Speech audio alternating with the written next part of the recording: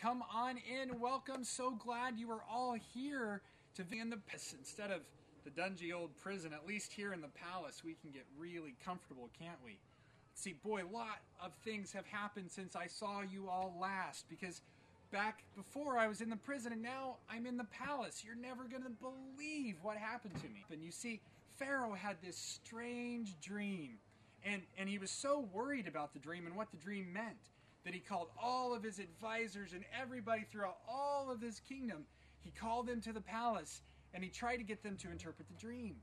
But nobody could tell Pharaoh what the dream meant.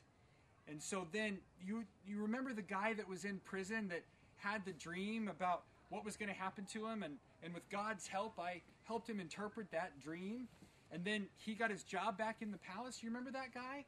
Well, that guy told Pharaoh about me and how I helped him interpret his dream, and next thing you know, wham, I'm in the palace. Now, you can't just go to the palace looking like a slave. Before you go to see Pharaoh, you have to get all dressed up like an Egyptian. So they shaved my head and groomed me and did all these things so I could look like an Egyptian, and now I was ready to go and see Pharaoh.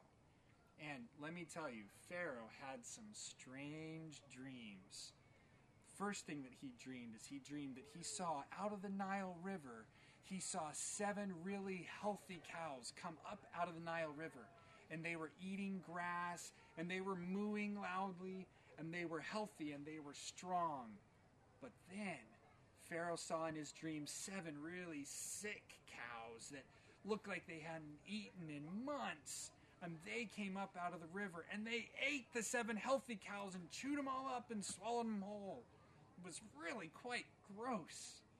And then Pharaoh had an even weirder part of his dream, because then Pharaoh dreamed that he saw these 7 heads of grain on these stalks, and they were healthy, and they were blowing in the wind, and they were smiling at the sun, and they were strong, and they were healthy heads of grain. But then Pharaoh saw 7 really sickly heads of grain come up and eat the 7 healthy heads of grain, just like the sick cows ate the healthy cows. Well, Pharaoh was really concerned by this dream, and he asked me if I could interpret it, and of course I said that I couldn't, but that I worshiped the one true God who could interpret the dream. And so I prayed to God, and God told me what the dream meant. And apparently in Egypt, there's going to be 7 really good years, just like the 7 healthy cows.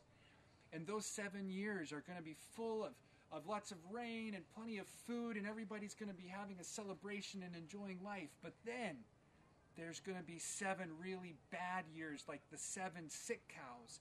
And those years are going to be full of famine and no rain. In fact, it's going to be so bad that people are going to forget about the 7 really good years. Well, when I told Pharaoh, of course, he was concerned and didn't know what to do. But I told Pharaoh that he should find someone who could organize really well, who could take the food during the 7 good years and put enough of it away to help survive the 7 bad years. And you know what Pharaoh said? He said, "That's a good idea.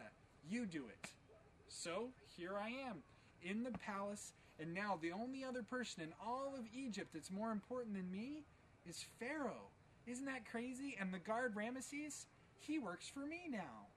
So it's amazing what God can do with you, because God always gives us hope, and God gives us special abilities, like he gave me the special ability to interpret dreams.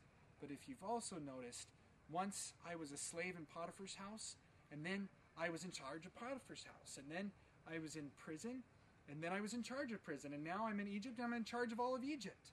So God must have given me the special ability of leadership. And you all have been given special abilities as well, and I know you can use your special abilities to do something good for God and his people.